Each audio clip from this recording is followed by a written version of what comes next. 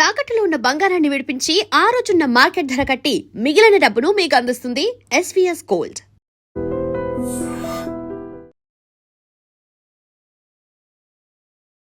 ఆవిడ స్మైల్ కోసం చచ్చిపోయే అభిమానులు ఉన్నారు. మీ స్మైల్ కోసం చచ్చిపోయే వాళ్ళు నిజంగా కాన్స్టాంట్ గా స్మైల్ అనే ఒక కమెంట్ నా సెక్షన్ ప్రతిసారి ఉంటుంది. అందరూ యుఎస్ నుండి రిటర్న్ వచ్చేస్తున్నారు మోస్ట్ ఆఫ్ ది ఇండియన్స్ అనే ఒక కామెంట్ అయితే వింటూ ఉన్నాం కదా. కరెక్టే, కానీ ఒక్కొక్కరికి ఒక్కొక్క పర్సనల్ స్టోరీ ఉంటుంది, కానీ నాది ఒక పర్సనల్ స్టోరీ. సో స్టోరీ మాకు షేర్ చేసుకోలేరా? వాట్ హ్యాపెండ్ ఇస్, నాకు జనరల్గా మైగ్రేన్ అండ్ పీసీఓడి ఇష్యూస్ ఉండే అనమాట. దానివల్ల one fine day severe migraine వచ్చింది. నేను డైరెక్ట్గా డిప్రెషన్ 3rd స్టేజ్లోకి వెళ్ళిపోయాను. Don't judge A book by its cover అన్నట్టు ఫేస్ మీద ఎప్పుడు స్మైల్ పెట్టుకున్నంత మాత్రం వాళ్ళ లైఫ్ అంతా అలా ఉందని కాదు. నేను వెనక సెషన్స్ తీసుకుంటూ మెంటల్ హెల్త్కి ఇదంతా చాలా. ఏంటి నెక్స్ట్ నా ఆలోచన ఎప్పుడైనా వచ్చిందా? 2 months సెమిస్టర్ స్టార్ట్ అయిపోయింది, నేను రిటర్న్ వచ్చేయాల్సి వచ్చింది. ఎమర్జెన్సీ మీద వచ్చేసాను. సోషల్ మీడియాలోకి వచ్చారు అంటే వాళ్ళ ఇష్టం, నెగిటివ్గా అనొచ్చు, పాజిటివ్గా అనొచ్చు, ఏదైనా అనొచ్చు. మనం వాళ్ళ చేతిలో ఒక రైట్ ఇచ్చేసినట్టు. మీరు కరెక్ట్గా ఉన్నారా, కరెక్ట్ ఫిగర్ ఇది అది అని అంటారు. లావు ఉన్నావా, బండదానికి రీల్స్ అవసరమా, ఎగరడం అవసరమా, కామ్గా ఇంట్లో కూర్చోకండి. ఆ రీల్స్ చేసే వాళ్ళు ఎంత సంపాదిస్తున్నారు, వాళ్ళ ఫ్యామిలీకి వాళ్ళు ఎంత పెద్ద బ్యాక్ బోన్ అవుతున్నారు అనేది ఎవరు గుర్తించట్లేదు. అది ఎవరు గుర్తించరు. అంతే ఎగురుతారు, పాటలు పెట్టుకుంటారు, వీళ్ళు చెయ్యరు. కామెంట్స్ అట్లాంటివి చాలా అసలు వన్స్ ఒక అమ్మాయి సోషల్ మీడియాలోకి వచ్చిన తర్వాత హౌ హార్డ్ తెలుసా కొన్ని కమెంట్స్ తీసుకోవడానికి. ఎగ్జాక్ట్లీ కొన్ని పదాలు వాడకూడని పదాలు వాళ్ళకి ఎందుకు వాడాలనిపిస్తుందో అర్థం కాదు.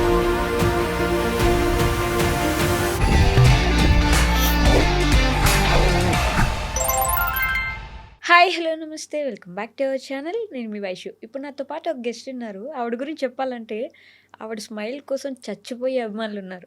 ఆవిడ డాన్స్ అంటే పిచ్చెక్కిపోతారు. ఆవిడని చూడడానికి వెయిట్ చేసే వాళ్ళు లక్షల్లో ఉన్నారంటే ఆశ్చర్యపోవాల్సిన అవసరమే లేదు. మరి యూఎస్ నుండి ఇండియాకి వచ్చారు, ఇండియా నుంచి ఐ డ్రీమ్కి వచ్చారు. ఈరోజు మనతో పాటు ఉన్నారు గౌతమి గారు. గౌతమి గారితో బోల్డ్ అని విషయాలు మాట్లాడేద్దాం. వచ్చేయండి. హలో అండి. హాయ్ వైషు గారు, ఎలా ఉన్నారు? I'm fine, super fine. మీరు ఎలా ఉన్నారు? చాలా బాగున్నాను. థ్యాంక్ యూ సో మచ్ అసలు నన్ను ఇన్వైట్ చేసినందుకు. Really glad. అసలు అబ్బా, మీకు అలాంటి ఫ్యాన్ బేస్ ఉంది కదా. బట్ నిజంగా నేను చెప్పినట్టు మీ స్మైల్ కోసం చచ్చిపోయే వాళ్ళు నిజంగా కాన్స్టాంట్ గా స్మైల్ అనే ఒక కమెంట్ నా సెక్షన్ ప్రతిసారి ఉంటుంది. That's because from my mother నుంచే వచ్చేసింది ఆ స్మైల్ అంతా. అంతేనా? బేసిక్గా ఈ మధ్య కాలంలో ఒక ట్రెండ్ అంటారా, లేకపోతే ట్రంప్ వల్ల అలా జరుగుతుంది అంటారా నాకు తెలియదు, కానీ అందరూ యుఎస్ నుండి రిటర్న్ వచ్చేస్తున్నారు మోస్ట్ ఆఫ్ ది ఇండియన్స్ అనే ఒక కామెంట్ అయితే వింటూ ఉన్నాం కదా. కరెక్టే, కానీ ఒక్కొక్కరికి ఒక్కొక్క పర్సనల్ స్టోరీ ఉంటుంది, కానీ నాది ఒక personal story. So not because of Trump లే, కానీ అది వేరే స్టోరీ అనమాట. అంతేనా? స్టోరీ మాకు షేర్ చేసుకోలేరా? చేయొచ్చు. వాట్ హ్యాపెండ్ ఇస్, నాకు జనరల్గా మైగ్రేన్ అండ్ పీసీఓడి ఇష్యూస్ ఉండే అనమాట. దానివల్ల one fine day severe migraine వచ్చింది. వాళ్ళు ఒక డోసేజ్ అయితే సంథింగ్ ఇచ్చారు ఐవి త్రూ, అది సివియర్ డోసేజ్ అయిపోయింది. దానివల్ల నాకు సివియర్ యాంగ్జైటీ, పానిక్ అటాక్స్ వచ్చాయి. ఎమర్జెన్సీగా నేను ఇండియాకి వచ్చేసాల్సి వచ్చింది. బంజారా హిల్స్లోనే ఆశా హాస్పిటల్ అని చెప్పేసి, ఎర్రగడ్డ తర్వాత the most biggest hospital for mental health అనేసి, అక్కడ నుంచి నేను ట్రీట్మెంట్ తీసుకుంటుంటే ఇప్పుడు కొంచెం సెట్ అయ్యాను అనమాట. నేను డైరెక్ట్గా డిప్రెషన్ 3rd స్టేజ్లోకి వెళ్ళిపోయాను. అసలు మీకు కనిపించే గౌతమిని, అసలు వెనక నడిపించే గౌతమి అసలు ఒకళ్ళు కాదు. అంతేనా? అదే ఏమైనా అంటే don't judge A book by its cover అన్నట్టు ఫేస్ మీద ఎప్పుడు స్మైల్ పెట్టుకున్నంత మాత్రం వాళ్ళ లైఫ్ అంతా అలా ఉందని కాదు. నేను వెనక సెషన్స్ తీసుకుంటూ మెంటల్ హెల్త్కి ఇదంతా చాలా జరుగుతుంది అనమాట స్టఫ్ ఇప్పటికీ స్టిల్. బట్ వై అంటే what is that main reason? మీకు యాంగ్జైటీ కానీ లేదంటే డోసేజ్ ఏదైతే ఉందో దాని రెగ్నాల్ అంటారు బేసికల్లీ మెడికల్లో. దానికి వాళ్ళు యాంటీడాట్ బెనిడ్రిల్ అని ఒకటి ఇవ్వాలి. బేసికల్లీ అది వాళ్ళు ఇవ్వలేదు అనమాట. యూఎస్లో అలర్జిక్ రియాక్షన్స్ అయ్యే ఫార్ములాస్ ఎక్కువ ఉంటాయి. సో దానివల్ల నాకు సివియర్ అలర్జిక్ రియాక్షన్ అయిపోయి ఇలా అయిపోయింది అనమాట. ఓకే, బిఫోర్ ది ఇంటర్వ్యూ నేను అనుకుంటున్నా అసలు అంటే మనం యుఎస్ఆర్ ఇప్పుడు మనకి ఇంటి దగ్గర నుంచి కొంచెం దూరంగా ఉంటేనే మన ఇంట్లో వాళ్ళు ఎలా ఉన్నారు, మనం వాళ్ళకి దూరంగా ఉన్నాం. ఒక సిచ్యువేషన్లో మనకు అసలు బాగాలేదు, మనం బెడ్ మీద నుంచి లేచే సిచ్యువేషన్ కూడా లేదు. అసలు అలాంటి సిచ్యువేషన్లో యుఎస్లో ఆర్ యూకేలో ఉన్నప్పుడు హోమ్ గుర్తొస్తుంది, హోమ్ సిక్ అవుతారు. చాలా కష్టంగా అసలు ఏదైనా ఉంటుంది బాధ అసలు. ఉంటే చెప్పుకోలేరు. ఈ డిప్రెషన్ అనే పదానికి చాలా దగ్గరలో ఉంటారు అనే ఒక ఫీలింగ్ ఉంటుంది. మనం డిప్రెషన్‌ని నార్మలైజ్ చేసాం వైష్ గారు బేసికల్లీ. యెస్. మనకొచ్చేది సాడ్‌నెస్ అంతే. బాధ, సాడ్‌నెస్, మూడ్ ఆఫ్. హ్మ్. డిప్రెషన్ అనేది ఫిజికల్ సింప్టమ్స్ కూడా ఉంటుంది. మీకు అవును. కంటిన్యూయస్ వామిటింగ్స్ అవుతాయి, షివరింగ్ ఉంటుంది, మీకు చాలా గిడ్డినెస్ ఉంటుంది. యాహ్! ఇదంతా డిప్రెషన్. మెంటల్‌గా మీరు స్టేబుల్‌గా ఉండలేరు. మీ చుట్టూ 10 మంది ఉన్నా సరే మీకేదో తెలియని భయం. అవును. మీరు దాన్ని కంట్రోల్ చేసుకోలేరు. సివియర్ యాంగ్జైటీ వస్తుంది, పానిక్ అటాక్స్ వస్తాయి. హ్మ్. దాన్ని మనం డిప్రెషన్ అనకుండా మనం మూడ్ ఆఫ్ అలా అనుకోవాలి. యాహ్! మనం దాన్ని నార్మలైజ్ చేసేసి డిప్రెషన్ వచ్చేసిందిరా నాకు డిప్రెషన్ అయిపోతుందిరా, నేను డిప్రెషన్‌లోకి వెళ్ళిపోతున్నాను రా అని ఇచ్చేసేసాం గానీ, వన్స్ నాకు అది వచ్చేంత వరకు తెలియలేదు. తెలియలేదు. యూఎస్‌లో ఉంటారు అందరూ స్లైట్ డిప్రెషన్‌కెళ్ళే ఛాన్సెస్ ఉండుంటాయి. మేబీ బాగా హోమ్ సిక్ అయ్యే వాళ్ళకి. యాహ్! యాహ్! కానీ బేసికల్లీ డిప్రెషన్ కాదది. యాహ్! జస్ట్ మూడ్ ఆఫ్ లేకపోతే సాడ్‌నెస్ అంతే. బట్ ఈ హోమ్ సిక్. పానిక్ అటాక్స్ అనేది చాలా డిఫరెంట్ కదా! హ్మ్. Have you ever faced that? అంటే అవ్వట్లేదు, ఇంకా నిలబడలేరు, చెప్పలేరు, తిరుగుతుంది, చెప్పలేము. అర్థం అసలు కావట్లేదు. చాలా ఇబ్బందిగా ఉంటది. నేను వినేదాన్ని, అమ్మో! వాళ్ళకి పానిక్ అటాక్స్ వచ్చాయంట, యాంగ్జైటీ అటాక్స్ వచ్చాయంట. మనకొచ్చేదాకా తెలీదు అది ఎలా ఉంటదో. నాకసలు ఒక 3 డేస్ పట్టింది అది యాంగ్జైటీ అటాక్ అంటారు దాన్ని అని అర్థం చేసుకోవడానికి. నేను మళ్ళీ యూఎస్‌లో రిటర్న్ ఎమర్జెన్సీకెళ్ళి అడ్మిట్ అయినప్పుడు వాళ్ళు కనిపెట్టారు ఇది. లేదు ఇది సివియర్ యాంగ్జైటీ పానిక్ అటాక్స్‌లా వస్తుంది తనకి. కంటిన్యూయస్ వామిటింగ్స్ గానీ, నాకు షివరింగ్, భయం అనే ఫీలింగ్. ఎవరో వచ్చి మనల్ని చంపేస్తారని ఫూలిష్ ఫీలింగ్. ఓకే. మనకది భయంగా ఉంటుంది. కానీ అవతల వాళ్ళకి చాలా ఫూలిష్‌గా ఉంటుంది. విన్నాను. అది సఫర్ అయ్యే వాళ్ళకే తెలుస్తుంది. తెలుస్తుంటది ట్రూ, అదంతా. Very true. కానీ దాన్ని ఎప్పుడు నేను బయటికి తీసుకురావాలని అనుకోలేదు. ఇప్పటిదాకా ఎవరికీ తెలీదు నా ఫాలోవర్స్‌కి గూడా. ఓన్లీ నా ఫ్యామిలీ మెంబర్స్‌కి, ఇంకా నా ఫ్రెండ్స్‌కి, క్లోజ్ ఫ్రెండ్స్ సర్కిల్‌కి. ఓకే. సో యూఎస్‌లో మెడికల్ గురించి మాట్లాడుతున్నాం కాబట్టి అక్కడ సిస్టమ్ ఎలా ఉంటుంది? అంటే మనకి హెల్త్ బాలేదు. ఇప్పుడు మనకంటే బాలేదు, నెక్స్ట్ మినిట్ అపాయింట్మెంట్ తీసుకొని వెళ్ళిపోవాలి. వెళ్ళిపోతాం. యూఎస్‌లో చాలా కష్టం మహేష్ గారు. చాలా అంటే చాలా కష్టం. మీరు అపాయింట్మెంట్ తీసుకోవాలంటే ఎప్పటి నుంచో ప్లాన్ చేసుకోవాలి. ఎమర్జెన్సీకెళ్లారా లక్షలు లక్షలు అయిపోతాయి. బా! మీరు ఇన్సూరెన్స్ పే చేసుకున్నా సరే క్లెయిమ్ చేసుకోవచ్చు. కానీ ఎమర్జెన్సీకి వెళ్ళారంటే అయిపోయినట్టే. మీరు ఏమున్నా సరే, మీకు జస్ట్ కోల్డ్ ఫీవర్ ఉన్నా సరే మీరు ఖచ్చితంగా ఎమర్జెన్సీకి వెళ్ళాలి. ఓకే. మీరు ఇట్లా అపాయింట్మెంట్స్ తీసుకోవాలంటే మినిమం మనకు ఒక 2-3 మంత్స్ తర్వాత అపాయింట్మెంట్స్ దొరుకుతాయి. 2-3 మంత్స్ మంత్స్ తర్వాత అంటే దొరుకుతాయి. ఎందుకు ప్రతి ఒక్కరు అక్కడ ఏదో ఒక బాలేకుండా అక్కడ ఉంటారు? మెడికల్ నాకు అదే అర్థం కాదు. మెడికల్ తక్కువ ఉండడం వల్లనో లేకపోతే ఏంటో కానీ జనరల్‌గా డెంటల్ అపాయింట్మెంట్స్ అయితే చాలా కష్టం. బేసికల్లీ యూఎస్‌లో, యూకేలో ఉండే ప్రతి ఒక్కరికి తెలిసే విషయము. డెంటల్ అపాయింట్మెంట్ మినిమం 6-7 మంత్స్ పడుతుంది మనకు దొరకడానికి. 6-7 మంత్స్. మంత్సా? మీకు జస్ట్ టూత్ పెయిన్ వస్తుందంటే మీరు ఎమర్జెన్సీకి వెళ్ళాలి. ఎమర్జెన్సీకి వెళ్తే లక్షల్లో అయిపోతుంది. బట్ అంటే అంత డెవలప్డ్ కంట్రీ అయినప్పుడు ఇది మెడికల్ కూడా పరంగా వాళ్ళు ఎందుకు అలా ఉంటారో బ్యాక్‌లో నాకు అర్థం కాదు. మన ఇండియాలో చూసుకుంటే వీధికి ఒక హాస్పిటల్ ఉంటుంది. మీరు చిటికేస్తే వెళ్ళిపోవచ్చు. నిజం. ట్రూ. మీకు వెంటనే ఏదో ఒక ఏదొచ్చినా సరే వెళ్ళిపోతాం అంతే. అది దొరికేస్తది మీకు. అక్కడ చాలా కష్టం. ప్రతిదీ ఎమర్జెన్సీ త్రూనే వెళ్ళాలి. నాకు కూడా అలానే అయింది. నేను 3 టైమ్స్ ఎమర్జెన్సీకి వెళ్ళాల్సి వచ్చింది. వాళ్ళు చాలా బిల్ వేసేసారు.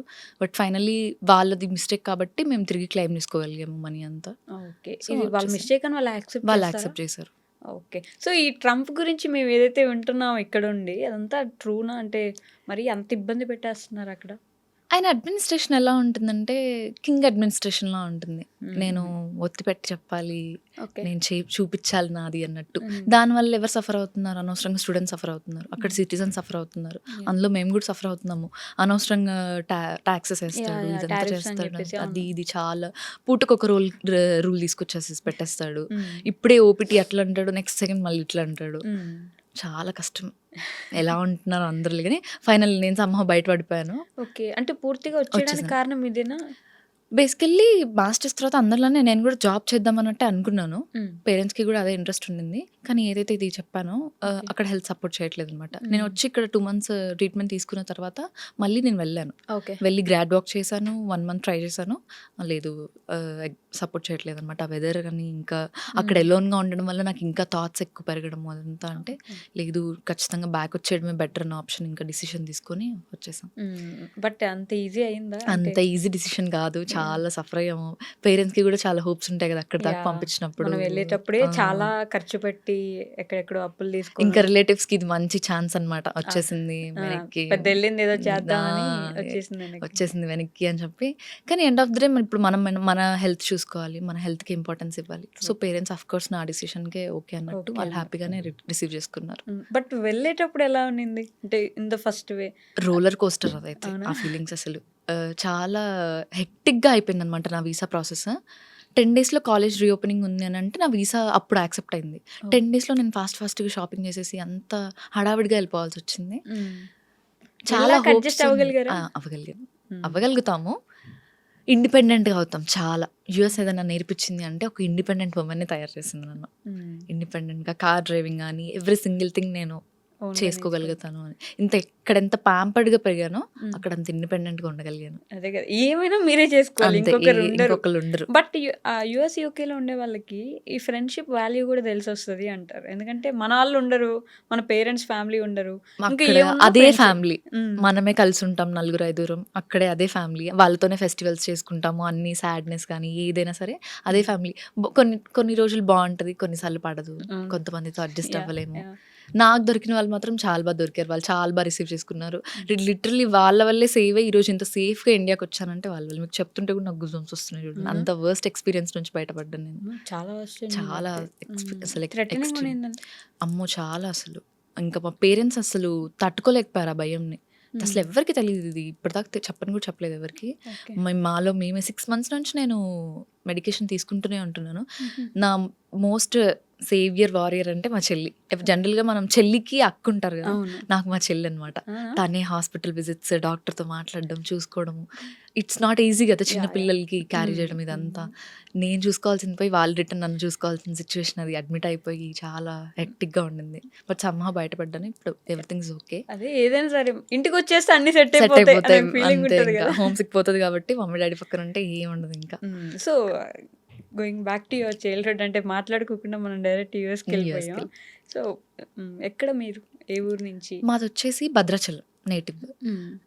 మా డ్యాడీ వాళ్ళిద్దరు గవర్నమెంట్ టీచర్స్ అనమాట. సో వాళ్ళకి పోస్టింగ్స్ మారుతూ ఉంటాయి. ట్రాన్స్‌ఫర్స్ అవుతూ ఉంటాయి. సో మేము అటు ఇటు ట్రాన్స్‌ఫర్ అవుతూ ఉంటాం. స్కూల్ నా కూడా చైల్డ్ మారుతుండేలా? స్కూల్ కూడా మారుతూ ఉంటాం. నేను ఈజీగా నా 10th వరకు ఒక 5, 6 స్కూల్స్ కవర్ చేసేసి ఉంటాను. అబ్బా! ప్రతిసారి అడ్జస్ట్ అవ్వాలి స్కూల్‌కెళ్ళిన ప్రతిసారి. అప్పుడు ఫ్రెండ్స్ కూడా తక్కువ ఉంటారు ఇక. తక్కువ ఉంటారు. నా 7th వరకు మాత్రం నేను అటు ఇటు తిరగాల్సొచ్చింది. 7th నుంచి కాన్స్టెంట్‌గా ఖమ్మంలో సెటిల్ అయిపోయాం. So okay. మమ్మీ వాళ్ళే ఎటు ట్రాన్స్‌ఫర్ అయిపోయినా వాళ్ళు అప్ అండ్ డౌన్స్ చేయడం స్టార్ట్ చేశారనమాట. కానీ అక్కడ ఇల్లు కట్టించేసుకొని మేము ఖమ్మం నుంచి సెటిల్ అయిపోయాం. అక్కడ నుంచి నా స్టడీ ప్రాపర్ మొత్తం ఖమ్మం అయిపోయింది. దాని ముందు చైల్డ్‌హుడ్ అంటే మీకు మనుగురు ఐడియా ఉండుంటది. ఏడుళ్ళ బయ్యారం అని చెప్పేసేసి భద్రాచలం అవతల. ఓకే. అక్కడనమాట చైల్డ్‌హుడ్ అంతా. ఎలా ఉండేదంటే మంచి మంచి స్టూడెంటా? బాగా చదువుకునేవాళ్ళా? ఇద్దరం నేను, చెల్లి మంచి స్టూడెంట్స్. ఆ! ఇంటర్‌లో ఇద్దరం ఎంపీసీనే తీసుకున్నాము. నేను సెంట్రల్ గవర్నమెంట్‌లో ట్రిపుల్ ఐటీ జబల్పూర్ మధ్యప్రదేశ్‌లో తీసుకున్నాను. మా చెల్లి వచ్చేసి ఐఐటీ వారణాసి అనమాట. బీహెచ్. బానే చదువుకున్నారైతే. అంటే బేసిక్‌గా ఇది ఒకటి ఉంటది. పండిత పుత్ర పరమసుంఠః అని. మీరు పరమసుంఠులు కాదు. మీరు కూడా పండిత శిక్షలో ఇద్దరు అయ్యారన్నమాట. పేరెంట్స్ ఇద్దరు గవర్నమెంట్ టీచర్స్ కాబట్టి ఆఫ్‌కోర్స్ వాళ్ళు చాలా గైడ్ చేసి ఈరోజు మేము ఇంత దాకా నిల్చున్నామంటే వాళ్ళ వల్లే. స్ట్రిక్ట్‌గా ఉండేవాళ్ళా బాగా? స్టడీ విషయంలో స్ట్రిక్ట్‌గా ఉండేవాళ్ళు. అలా అని చెప్పి ఏ రోజు రుద్దేవాళ్ళు కాదు. నీకు ఎంతవరకు వచ్చింది అంతవరకు. రాంది మంది కాదు. మా డాడీ అదే చెప్తారు. వచ్చింది మంది, రాంది మంది కాదు. అంతే. రాంది మనం ఏం చేయలేము. మనకొచ్చింది మనం తీసేసుకోవడమే అంతే. సింపుల్. బట్ కష్టపడి చదివించాలి ఇంట్లో కూర్చోబెట్టి. కొట్టైనా కూర్చోబెట్టేసేసి సరే. మమ్మీ కొట్టేవాళ్ళు. కొట్టేవాళ్ళా? డాడీ ఎప్పుడు కొట్టరు. డాడీ అంత స్ట్రిక్ట్ కదా. మమ్మీ మాత్రం స్ట్రిక్ట్‌గా కూర్చోబెట్టి చదివించేది. మేడం మేడం అని పిలిచేవాళ్ళా? చిన్నప్పుడు అంతే. సమ్మర్ వచ్చింది అని అంటే కూర్చోబెట్టేసేసి ఈ తెలుగు పేపర్ తీసుకొచ్చేసి మమ్మీ వచ్చేసి తెలుగు టీచర్ అనమాట. ఓకే. తెలుగు పదాలు, ఒత్తులు అన్నీ కూర్చోబెట్టి చాలా స్ట్రిక్ట్‌గా న్యూస్ పేపర్ రాపిచ్చేది. ఇచ్చి చదివి అంతే. అందులో వెతకాలి. డిక్టేషన్ పెట్టేది. డిక్టేషన్ అంటేనే భయం మాకు. ఇవంతా చేసింది కాబట్టి ఇక్కడ దాకా వచ్చాం. మా ఫాదర్ వచ్చేసి మ్యాథ్స్ టీచర్ అనమాట. సో మేము మంచిగా ఎంపీసీలో మూవ్ ఆన్ అయ్యామంటే వాళ్ళు హెల్ప్ చేయడం వల్ల. లైఫ్‌లో కావాల్సింది ఒకటి లెక్కలు, ఒకటి తెలుగు తెలుగు 2 బాగా ఇద్దరు ఉన్నారు నేర్చేసుకున్నారు. అక్కడే. తెలుగు చాలా టఫ్ సబ్జెక్ట్ చాలా మందికి. అసలు చదవడం రాదు ప్రాపర్‌గా. ఒత్తులు పైన ఒకటి ఇంక పెడితే ఇంగ్లీష్ కింద ఒకటి మీడియంలో పెడితే. తెలుగు అంటే చాలా కష్టం. అండ్ అనదర్ విషయం ఏంటంటే మ్యాథ్స్. నేను కొంచెం బ్యాకే. మా చెల్లి మాత్రం మ్యాథ్స్‌లో చాలా ఇది ఉండే. మా డాడీ ఏం చేసేవాళ్ళంటే రేపు ఇది సబ్జెక్ట్ ఉందనగానే క్లాస్ ముందు రోజు నాకు నేర్పించి పంపించేసేవాళ్ళు. నాకు ఈజీ అయిపోయేదనమాట. అలా 10th ఇంటర్ గెట్ ఆన్ అయిపోయాం. బీటెక్ అంతా మళ్ళీ ఖమ్మంలోనే. మొత్తం ఖమ్మంలోనే. బీటెక్ కోవిడ్ వచ్చేసింది. బీటెక్ కోవిడా? మేము 1 ఇయర్ జాయిన్ అయ్యాము. ఫస్ట్ సెమిస్టర్ అయిపోయింది. కోవిడ్ పడ్డది. Covid passed out. ఇప్పుడు కోవిడ్ పాస్డ్ అవుట్ అంటేనే భయం అందరికి. అందరికి స్టడీ అక్కడే చాలా లాస్ అయిపోయాం అనిపించింది. అక్కడ స్టార్ట్ చేసాం ఏంటి చాట్ జీపీటీ అన్ని ఓపెన్‌గా చెప్పుకోవడమే కదా. అందరం హెల్ప్ చేసుకోవడం క్వశ్చన్స్‌కి అలా సో కొంచెం కోవిడ్ పాస్డ్ అవుట్ తర్వాత మళ్ళీ ఎంఎస్ చేద్దామని. కోవిడ్ పాస్డ్ అవుట్ అవ్వలేదు. నేను థర్డ్ ఇయర్ రాగానే కోవిడ్ అయిపోయింది. అయిపోయింది. నేను థర్డ్ 3-2, 4-1, 4-2 మళ్ళీ కాలేజ్కి వెళ్ళిపోయాను అనమాట. తర్వాత నాకు ఎంఎస్ ప్లాన్ ముందు నుంచే ఉండింది. సో 4-2 నుంచి ప్లాన్ స్టార్ట్ చేసాము. నేను ఇమీడియట్‌గా నాది అయిపోయిన తర్వాత అండర్ గ్రాడ్యుయేట్ నేను ఎమ్మటే మాస్టర్స్కి వెళ్ళిపోయాను అనమాట. ఒప్పేసుకున్నారు ఇంట్లో. వాళ్ళకు ఉండింది పంపించాలని. మేమిద్దరమే అమ్మాయిలం. ఏ రోజు వాళ్ళకేంటంటే అమ్మాయిలుంటే. బాగా చదివిచ్చాలి. ఇంకా బాగా పొజిషన్‌లో చూడాలి. నాకు ఈ చిన్నపాటి ఒక ఫెమినిజం మన క్యారెక్టర్ స్టార్ట్ అయింది మా ఇంట్లో వాళ్ళ వల్లనమాట. ఓకే. అమ్మాయిలు ఎక్కడ తగ్గొద్దు. ప్రతి దానికి ఇది ఉండాలి. మా మమ్మీ మెయిన్‌గా. హ్మ్. మా మమ్మీకి 18 ఇయర్స్‌కే పెళ్లి చేసేసారనమాట. ఓకే. సో, తనకేంటంటే బాగా లేదు 26, 27 వరకు పిల్లలు బాగా చదువుకోవాలి. ఇంకా హైయర్ స్టడీస్ చేయాలి. వాళ్ళొక మంచి పొజిషన్‌లో ఉన్న తర్వాత పెళ్లి అవన్నీ అప్పుడు సెకండరీ అన్నట్టు. సో, వాళ్ళదే ప్లాన్. నేను ఓకే. మాస్టర్స్‌కెళ్ళాలి అని చెప్పి. వాళ్ళే నన్ను ఒప్పించి నువ్వు చేయగలుగుతావు. మేము ఉంటాం వెనక అని చెప్పి పంపించారు. సడన్‌లీ ప్లాన్స్ అన్నీ చేంజ్ అయిపోయినాయి. ఇప్పుడే వచ్చేసారు. ఏంటి నెక్స్ట్ అనే ఆలోచన ఎప్పుడైనా వచ్చిందా? గాడ్స్ ప్లాన్ అనిపిస్తది నాకైతే. వైషు గారు నాకు జనరల్‌గా దేవుడి మీద అంత నమ్మకం ఉండేది కాదు. భయం ఉండేది. హ్మ్. మా మమ్మీ పూజలు బాగా చేస్తుండే. నేను నా మాస్టర్స్‌లో 4-2 సెమిస్టర్‌లో 2 మంత్స్ సెమిస్టర్ స్టార్ట్ అయిపోయింది. నేను రిటర్న్ వచ్చేయాల్సి వచ్చింది. ఎమర్జెన్సీ మీద వచ్చేసాను. మా చెల్లి ఐఐటీ వారణాసిలో చదువుతుంది అని చెప్పాను కదా! అప్పుడు తను కంటిన్యూ చేస్తుంది. ఓకే. ఎక్కడికెళ్ళినా నాకు అసలు సెట్ అవ్వట్లేదు. ఈ కాన్స్టాంట్ భయం అనే ఫీలింగ్ ఒకటి ఉండిపోయింది. నేను ఇమ్మీడియేట్‌గా వారణాసి వెళ్ళాను మా చెల్లి దగ్గరికి. ఓకే. ఏదో మార్చేసింది నన్నక్కడ. ఆ శివుడి మాయనో లేకపోతే ఏంటో ఎంత పిచ్చి పట్టుకుందంటే నాకు, ఇంక ప్రతిదానికి శివుడి లీలే. ఆయన ప్లానే. ఆయన వల్లే వచ్చానేమో. మేబీ అక్కడ నేను ఫిట్ అవ్వనేమో. ఆయన వల్లే ఆయనే పంపించేసాడేమో అనే ఒక థాట్ ఎప్పుడు.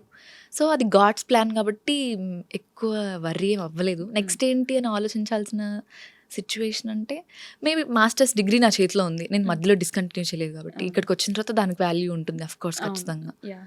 సో, ఆ ధైర్యంతోనే వచ్చేసాను. ఏదైతే అదైంది చూసుకుందాం బట్ అన్నట్టు. వారణాసి అనుకోకుండాను, అనుకున్నది తెలియకుండాను చాలా మంది లైఫ్‌ని మార్చేస్తుంది. ఎగ్జాక్ట్‌లీ. మీరు వెళ్ళాక ఒకలా ఉంటారు. అక్కడి నుంచి వచ్చాక ఒకలా ఉంటారు. బట్ హౌ అంటే ఏంటి అంత స్పెషల్ అబౌట్ ఆ వారణాసి? స్పిరిచువాలిటీ ఏం మార్చేస్తదో నాకు తెలీదు. నాకు చాలా లక్కీ అనిపిస్తది. మా చెల్లి 4 ఇయర్స్ అక్కడే చదివింది చూసారా?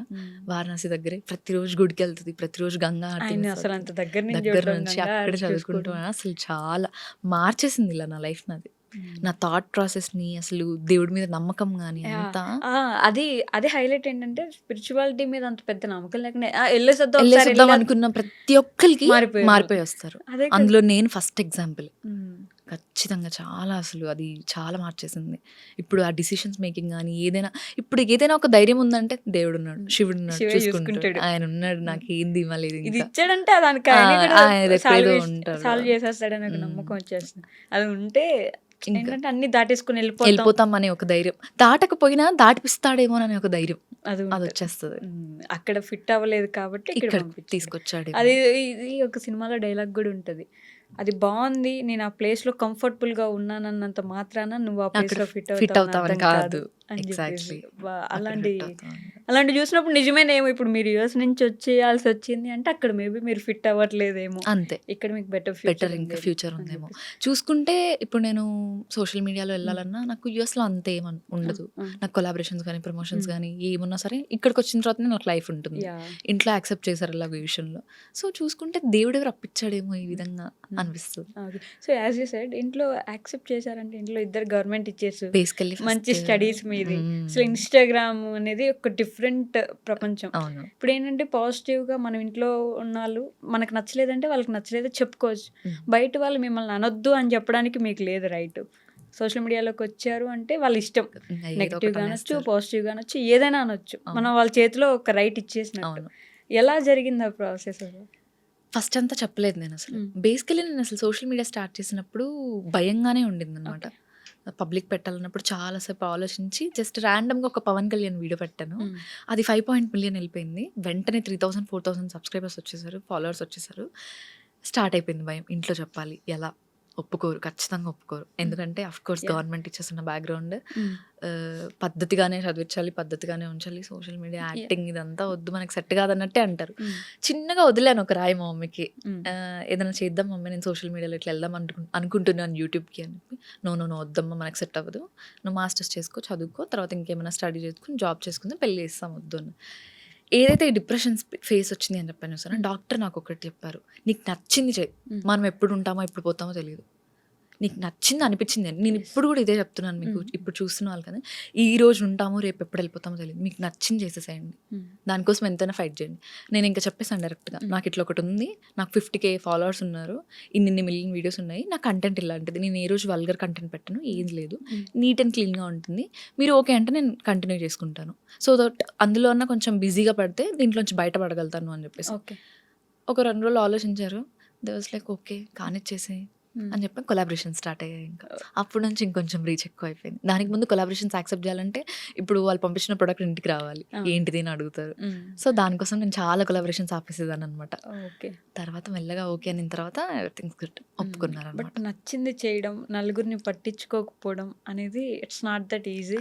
చాలా పెద్ద విషయం. ఎందుకంటే మనకంటే ఆ నలుగురు ఏమనుకుంటారు, ఆ నలుగురు మైండ్లో ఏం వెళ్తుంది, మనం ఆ నలుగురు మైండ్లో మన గురించి వాళ్ళ పిక్చర్ ఏంటి అనే దాని గురించి ఆలోచిస్తూ ఉంటారు. అది మార్చడం ఎంత ఇంపార్టెంట్ అంటారు? ఖచ్చితంగా మార్చాలి. మనం పట్టించుకున్నామా మనం ఖచ్చితంగా వెనక్కి వెళ్ళిపోతాం. మన ఎదుగుదల వెళ్తుంది అని అంటే నలుగురు వెనక ఖచ్చితంగా మాట్లాడతారు. ఐ స్టార్టెడ్ బిలీవింగ్ పట్టించుకోవద్దు వాళ్ళని. ఇది ఖచ్చితంగా ఎవరైనా సరే, రీల్ క్రియేటర్ అయినా కంటెంట్ క్రియేటర్ అయినా, మీకు ఒక నెగటివ్ కమెంట్ వస్తుందా అయితే డిలీట్ చేసేయండి, లేదా రిప్లై ఇచ్చి పడేయండి, వదిలేసేయండి, అంతే. మనం ముందుకు వెళ్ళిపోవాల్సింది అంతే. మా పేరెంట్స్ కూడా అదే చెప్తారు, పట్టించుకోకు, నెగటివ్ వస్తుందా లైట్, నీకు కావాల్సింది ఏంటి నువ్వు క్లెయిమ్ చేసుకో, ఏం చేసుకో, అయిపోతుంది, సింపుల్, అంతే. బట్ ఈ జనరేషన్, ఇప్పుడు జనరేషన్ జెన్జీ వాళ్ళు ఏంటంటే they are doing very great అని నా ఫీలింగ్ అనిపిస్తుంది. మీకేమనిపిస్తుంది? అంటే వాళ్ళ ఇష్టానికి చేస్తున్నారు, ఏదో ఒకటి రూల్స్ని బ్రేక్ చేస్తున్నారు, మనందరం క్యారీ చేసుకుంటూ వచ్చిన తరతరాలుగా వస్తున్న కొన్నిటిని బ్రేక్ చేస్తున్నారు. That is very very good. Women విషయంలో వస్తే అసలు చాలా బ్రేక్ చేస్తున్నారు. కడలి సత్యనారాయణ, షీఈ్ మై ఫేవరెట్. అసలు తనకి ఎంత నెగిటివిటీ వచ్చిందండి, చూసాం, చాలా నెగిటివిటీ వచ్చింది, బట్ స్టిల్ తను ఎంత ఫైట్ చేస్తుంది. Chinmayi Sripada, she's my favourite influencer. ఎంత నెగిటివిటీ కేసెస్ కానీ, ఎంత తను మాట్లాడే పాయింట్ ఎవరు చూడరు. ఇప్పుడు అఫ్ కోర్స్ దీనికి కూడా నన్ను ట్రోల్ వేసుకుంటారు, వేసుకోనివ్వండి. She speaks her heart out. Exactly ఏమనిపించిందో చెప్తుంది. తను రైట్ తీసుకుని తన ఫ్యామిలీని, తన పిల్లల్ని అన్నా కూడా still she chose to spoke about the truth, right. ఎంత బాగా మాట్లాడతారు. And Rahul such a great husband, very ఎంత సపోర్టివ్ గా ఉంటారు. ఆవిడ ఏం చేసినా సపోర్ట్ చేస్తారు, ఎక్కడ మొక్కేసారో కానీ. చాలా లక్కీ తను, అసలు ఏ జన్మలో ఏదో పుణ్యం చేసుకుందో రాహుల్ గారు వచ్చేసారు. ఇదే జెన్జీ వాళ్ళు ఏంటంటే బ్రేక్ చేస్తున్నారు ఎవ్రీ సింగిల్ థింగ్. నిజంగా మారుతుంది, వాళ్ళకి నచ్చింది చేస్తున్నారు, స్టాండ్ తీసుకోగలుగుతున్నారు, మాట్లాడగలుగుతున్నారు. That is very choosing a path. అంటే డాక్టరో, టీచరో, ఇంజనీరే కాకుండా చాలా నచ్చింది చేస్తున్నారు. ఫ్యాషన్ డిజైనింగ్ అని ఏదైనా చెప్పి. సోషల్ మీడియా ఇప్పుడు ఎంత ఇంపార్టెంట్ అయిపోయిందంటే ఎవ్రీ ఒక్కరి లైఫ్లో ప్రతి ఒక్కరు కంటెంట్ క్రియేషన్ స్టార్ట్ చేస్తున్నారు. ఎవరి మానిటైజేషన్ స్టార్ట్ అయిందంటే వాళ్ళు అఫ్ కోర్స్ ఫైనాన్షియల్ ఇండిపెండెంట్ అవుతారు, డిపెండ్ అవ్వరు. ఎంత బాగా ఇదవుతుంది. దాని గురించి బాగా యాక్చువల్లీ కామెంట్స్ చేస్తారు. ఈ రీల్స్ చేసే వాళ్ళకి ఏం పని ఉండదో, రీల్స్ చేసుకుంటూ ఉంటారు ఎప్పుడని చెప్పి. ఆ రీల్స్ చేసే వాళ్ళు ఎంత సంపాదిస్తున్నారు, వాళ్ళ ఫ్యామిలీకి వాళ్ళు ఎంత పెద్ద బ్యాక్ బోన్ అవుతున్నారు అనేది ఎవరు గుర్తించారు. అది ఎవరు గుర్తించరు, అంతే. ఎగురుతారు, పాటలు మీద పెట్టుకుంటారు, వీళ్ళు చెయ్యరు, చేసే వాళ్ళని చెయ్యరు. ఏంటి వీళ్ళు బాధ నాకు అర్థం కాదు. నాకు తెలిసి సగానికి సగం మంది అమ్మాయిలకు శత్రువులు అనిపిస్తుంది. అది ట్రూ. అంటే maybe jealousy at it peaks అని, అంటే వాళ్ళు చెయ్యలేకపోతున్నారు కాబట్టి మనం చేస్తున్నామంటే వాళ్ళకి కొంచెం ఫీలింగ్ ఉంటుంది. సపోర్ట్ చేస్తే ఏమవుతుంది, నా పాయింట్ అది. Very true. అసలు చేయలేకపోయారు, అదే కదా, ఒక సెకండ్ ఇట్లా స్కిప్ చేయండి, అక్కడ కూర్చొని టైప్ చేసి నాకు అసలు నా ఫ్రెండ్ ఒకళ్ళు ఉంటారు సుజిత అని చెప్పేసి, ఎంత నెగటివ్ ఇది వస్తుందో. తను జస్ట్ ట్రోలింగ్ గురించి ఒక వీడియో చేసింది, అదే ఒక అబ్బాయి చేశాడు, వాడి సెక్షన్ మొత్తం అసలు ఎంత పాజిటివ్ కమెంట్స్ బ్రో, అది ఇది బాగిచ్చి పడేసా మాట్లాడో. అమ్మాయి నువ్వు నోరు మూసుకొని ఉండి, ఏంటా మాటలు, అసలు ఇలా చేస్తారా, మీ పేరెంట్స్ ఏం చేస్తున్నారు, ఇదేనా మీ పెంపకం, ఏంటా మాటలేంటి, ఎంత హర్ట్ అవుతారు వాళ్ళ పేరెంట్స్ అయినా. అదే అబ్బాయి చేస్తే ఒక అమ్మాయి చేస్తారు. అదే కదా, అమ్మాయి చేయకూడదు, అమ్మాయి కాబట్టి చేయకూడదు. ఎగ్జాక్ట్లీ, అమ్మాయి కాబట్టి చేయకూడదు, అమ్మాయి కాబట్టి బూతులు మాట్లాడొద్దు, అమ్మాయి కాబట్టి ఆలోచించి చేయాలి, ఆచితూచి ఒక స్టెప్ వేయాలి. ఎందుకు ఆచితూచి స్టెప్ వేయాలి? ఏముందని ఆచితూచి స్టెప్ వేస్తాము, బ్రేక్ చేస్తున్నాం, ఎంత దాకా వచ్చాము, ఎక్కడండి ప్రతిదానికి మనం ఈక్వల్గా ఉంటున్నాము. ఈక్వల్ కాదు, ఇంకా ఒక మెట్టు మనమే ముందు ఉంటున్నాం బేసికలీ చెప్పాలంటే. ఏం తక్కువ చేస్తున్నాం మనం? ఆబ్వియస్లీ ఎక్కడా తక్కువ చేయట్లేదు. మనం చేసేది ఒకటి, వాళ్ళు చేయలేకపోయారన్న దగ్గరే మనం ఒక మెట్టు ఎక్కువ, మన ఇచ్చినట్టు భర్తీ ఇవ్వలేరు కదా, అంతే. అక్కడ ఒక మెట్టు ఎక్కేసాం కదా, మళ్ళీ అయినా స్టిల్ ఫిజికల్గా అమ్మాయిలు ఏం లేరు. వీళ్ళని ఒకసారి కన్ను చూపిమని చెప్పండి, కంటారా? కనరు. ఇప్పుడు దీనికి గూడా పెద్ద మాట్లాడారు. వచ్చేసారు ఇద్దరు ఫెమినిస్ట్‌లు అనుకుంటారు వచ్చేసి గానీ, మాట్లాడేశారు. We are speaking truths. అంటే ఏదైనా అమ్మాయి చేస్తేనే ఎందుకంత అందరికీ ఒకటేలాగా చూడొచ్చు కదా! అది ఆ! కూడా అని చెప్పేసి అబ్బాయి చేస్తే ఓకే. ఫన్ ట్రోల్ చేశాడు. ఏదో బాగుంది. చూసేసాం, నవ్వుకున్నాం. అమ్మాయి చేస్తే అమ్మో! అమ్మాయి చేసేసిందా? ఏంటిది? అసలే ఇన్ని రోజులు మీ కంటెంట్ ఏదో అనుకొని ఫాలో అయ్యాము. నేను చీరలు కట్టుకొని రీల్స్ చేసేదాన్ని. సరదాగా ఒక బాడీకాన్ డ్రెస్ వేసుకుంటే, అమ్మో! నేను ఇన్ని రోజులు ఫాలో అయింది దీనికోసమే. డీఎమ్స్, కమెంట్స్ అంతా ఇప్పటి నుంచి unfollow button cross check into symbol పెట్టేసి ఇంకా అన్ఫాలో చేసేస్తాం. ఏదో అనుకున్నాం మిమ్మల్ని చూసి. ఏంటి ఏదో అనుకున్నారు? నా డ్రెస్సింగ్ చాయిస్ కదా అది. ఎగ్జాక్ట్‌లీ. నేను ఏది వేసుకోవాలని మీరు ఒక మైండ్‌లో పెట్టేసుకొని నేను అది అదే వేసుకోకపోతే చీర కట్టుకొని నువ్వు ఎన్ని తప్పులు చెయ్యి, అది ఓకే. ఆ! బాడీకాన్ డ్రెస్ వేసుకొని నువ్వు ఎంత మంచిదానివైనా సరే తప్పుడు దానివే. అంతేగా. అది అసలు మెయిన్ థింగ్. నువ్వు ఏం డ్రెస్ వేసుకున్నావో దాన్ని బట్టే ఉంటది ఏదైనా అంతే. సరే ఒక మాట అనాలంటే. నువ్వు డ్రెస్ కొంచెం స్టైల్గా ఉన్నావా, మేకప్ వేసుకుని. అసలు ఈ మేకప్ స్కిన్ కేర్ గురించి అయితే ఎంత ఇష్యూ వస్తుందంటే, ఆ మేకప్ వేసుకుందంటే అమ్మో అంత మేకప్ అవసరమా అని వేసుకుంటామండి. మన కోసం మనం వేసుకుంటాం. ఏం తప్పుంది? ఇప్పుడు నా కోసం నేను రెడీ అవుతున్నాను. నువ్వు మేకప్ ప్రోడక్ట్స్ కొనిస్తున్నావా? లేదు. నేను కొనుక్కుంటున్నాను. మా పేరెంట్స్ కొనిస్తున్నారు. నా కోసం నేను వేసుకుంటున్నాను. నీకే వస్తుంది. అంత పులిమాల్సిన అవసరమే ఉంది, అంత పెట్టాల్సిన అవసరమే ఉంది. అసలు ఏమన్నా కొంచెం ఎంత ఫూలిష్గా ఉంటుంది అదైనా. ట్రూ. Very true. మీరు ఇవ్వట్లేదు కదా డబ్బులు. అదే కదా. నాకు మీరు ఇస్తున్నారా? సరే మీరు ఇచ్చే రూపాయితో నేను కొనుక్కుంటున్నానా? లేదు. నా పేరెంట్స్‌కి లేదు, నాకు లేదు, మా ఇంట్లో వాళ్ళకి ప్రాబ్లం లేదు. అంతే. మీకు ఎందుకు వస్తుంది? Unfollow button కొట్టేస్తాము. మేకప్ ఏంటి, అదేంటి, ఇదేంటి, ఏం ఎక్స్పెక్ట్ చేస్తారు వీళ్ళు? సరే శ్రీదేవి గారు లాగా, సౌందర్య గారు లాగా అంటే వాళ్ళు కూడా మేకప్ వేసుకొని చేసిన మూవీసే కదా. Yes. పద్ధతిగా ఉంటేనే ఇది. లేదు డ్రెస్ మార్చేసింది అని అంటే ఆమె అసలు క్యారెక్టర్ అసాసినేషన్ వెంటనే అయిపోతుంది. అసలు ఎంత ఇమీడియట్గా చేసేస్తారంటే. కామెంట్స్ అట్లాంటివి చాలా వస్తాయి. అసలు వన్స్ ఒక అమ్మాయి సోషల్ మీడియాలోకి వచ్చిన తర్వాత హవ్ హార్డ్ తెలుసా కొన్ని కమెంట్స్ తీసుకోవడానికి. ఎగ్జాక్ట్‌లీ. అసలు కొన్ని పదాలు వాడకూడని పదాలు వాళ్ళకి ఎందుకు వాడాలనిపిస్తుందో అర్థం కాదు. మళ్ళీ వాళ్ళు ఏమైనా వాళ్ళ ఓన్ అకౌంట్స్ నుంచి పెడతారంటే కాదు. ఈ ఫేక్ అకౌంట్స్ క్రియేట్ చేసుకుంటారు. వాళ్ళకి ఏం పని పాటు ఉండదు, పెట్టేస్తారు ఇంకా. అది ఎంత ఎఫెక్ట్ చేస్తుంది ఎగ్జాక్ట్‌లీ. ఆ పర్సన్‌ని వాళ్ళ ఫ్యామిలీని ఎంత ఎఫెక్ట్ చేస్తుంది. ఇది ఇప్పుడు రిలేటివ్స్ చూసిన వాళ్ళు ఏమనుకుంటారు, ఈ అమ్మాయి చూసారా వద్దంటే పంపించారు, అదే ఇప్పుడు చూసారా కమెంట్ అంటారు సెక్షన్స్ అంతా. పేరెంట్స్‌ని అడుగుతారు. రేపు పెళ్ళి చూసావా అవ్వాలి. నీ పిల్లని ఇట్లా పంపించావు వీడియోస్‌లోకి. మనం చేసిన తప్పేమైనా ఉందా అక్కడ? ఏం లేదు. పెట్టినోడు బాగున్నాడు, వాడు హ్యాపీ కూర్చొని ఉన్నాడు. పడేది ఎవరు? మనం. మీకు ఎప్పుడైనా అట్లా నెగెటివ్ కామెంట్స్ ఎఫెక్ట్ అయిందా? చెప్పాను కదా మీకు, డ్రెస్సింగ్ సెన్స్ కొంచెం మార్చగానే. యూఎస్కి వెళ్ళిన తర్వాత అఫ్ కోర్స్ నేను చీరలు కట్టుకుని ఉండలేను కదా. అదే పొద్దున్న కదా. ఏదైనా ఈవెంట్స్ ఉన్నప్పుడు నేను ఖచ్చితంగా కొంచెం వెస్టర్న్ ఆ ఈవెంట్‌కో ఆ ప్లేస్‌కో తగ్గట్టుగా మారిపోతుంది. ఉండాలి. అవును. నేను దాని రిలేటెడ్ ఏదో వీడియో పోస్ట్ చేస్తే, నువ్వు ఇది అని తెలియక ఇన్ని రోజులు మేము నేను ఫాలో అయ్యాము. ఏంటిద్దా? అందులో నా క్యారెక్టర్ ఏం బయటపడింది మీకు? ఎగ్జాక్ట్‌లీ. అంటే ఒక మోడర్న్ డ్రెస్ వేయంగానే ఇప్పటిదాకా ఉన్న గౌతమి మారిపోయింది ఒకసారిగా. గౌతమి కాదు ఇప్పుడు, తను వేరే ఎవరో. తనని అసలు ఇంకా ఫాలో అవ్వద్దు మనం. ఇన్ని రోజులు ఏదో పద్ధతి, చీర, అది ఇది అని అనుకున్నాము. ఇప్పుడు అదంతా కాదు. అవి హర్ట్ చేసేవా మిమ్మల్ని? అంటే మైండ్‌కి తీసుకునేవాళ్ళా? నేను పట్టించుకోనండి. నేను అస్సలు పట్టించుకోను. చెప్పాను కదా, పాజిటివ్ తీసుకోవాలి, వదిలేయాలి వెనుకనే. మా ఫాదర్ చిన్నప్పటి నుంచి అదే నేర్పించారు. ఏదైనా సరే రిజల్ట్స్ వస్తున్నాయి అని అంటే ముందు రోజు నన్ను కూర్చోబెట్టేసి చెప్పేస్తారు, నీకు ఎంత వస్తే అంత నీది, రాంది మనది కాదు, నీకు ఇది ఇంకేదో రాసుంది. ఓకే. ఇవాళ నువ్వు ఏడుస్తున్నావు, రేపు నవ్వుతావు. ఇవాళ నవ్వుతావా, రేపు ఏడుస్తావు. అంతే. Days like roller coaster. మనం పాస్ అవుతూ ఉంటాం అంతే. దాన్ని పట్టించుకున్నామా అక్కడే ఆగిపోతాం. అనవసరంగా వాడు పెట్టిన దానికి నేను ఫీల్ అయిపోయి, నేను మూడ్ ఆఫ్ చేసుకొని మళ్ళీ నేను హాస్పిటల్కి వెళ్ళి అంతా నాకే కదా బాగుందా. పట్టించుకోకుండా అయిపోతుంది. డిలీట్ చేసేస్తాను. లేదు నాకు చాలా ఎక్కువ అనిపించేసింది ఆ కమెంట్ అంటే ఖచ్చితంగా వాడి మెసేజ్లోకి వెళ్ళేసి తిట్టేస్తాను.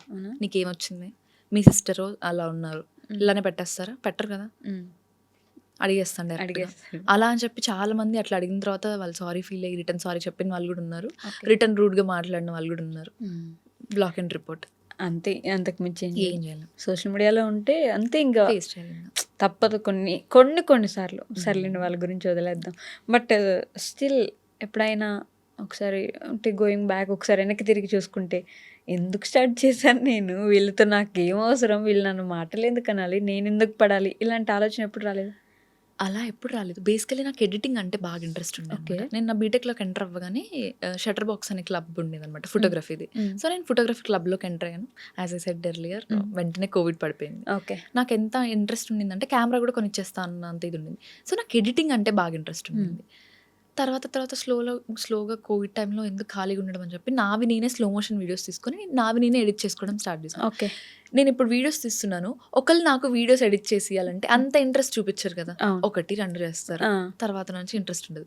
మనది మనమే వీడియో తీసుకొని మనది మనమే ఎడిట్ చేసుకుంటే ఎంత ఇది ఉంటుంది. సో ఇప్పటిదాకా స్టిల్ డేట్ ప్రతి వీడియో నాది నేను ఎడిట్ చేసుకుంది అనమాట. ఓ. సో ఆ ఇదిలో మెల్లగా ఎడిటింగ్ నుంచి నేను వీడియోస్ తీసుకొని ఇలా స్టార్ట్ అయ్యి వచ్చింది కాబట్టి వెనక్కి తిరిగి చూసుకుంటే ఏ రోజు ఏం అనిపించలేదు. వర్తే నాది నేనే చేసుకుంటున్నాను కాబట్టి ఓకే. ఇష్టంగానే ఉంటుంది. ఇంకా నాకు నేను ఎడిటింగ్ చేసుకున్న తర్వాత అది రీచ్ వెళ్ళి బాగుంది, నాకు మీ స్మైల్ బాగుంటుంది ఇదంతా పక్కన పెడితే మీ ఎడిటింగ్ బాగుంది, ఎడిటింగ్ ఎవరు చేశారు అని ఒక కమెంట్ వస్తుంది సార్, అప్పుడు వస్తుంది ఆ సాటిస్ఫాక్షన్.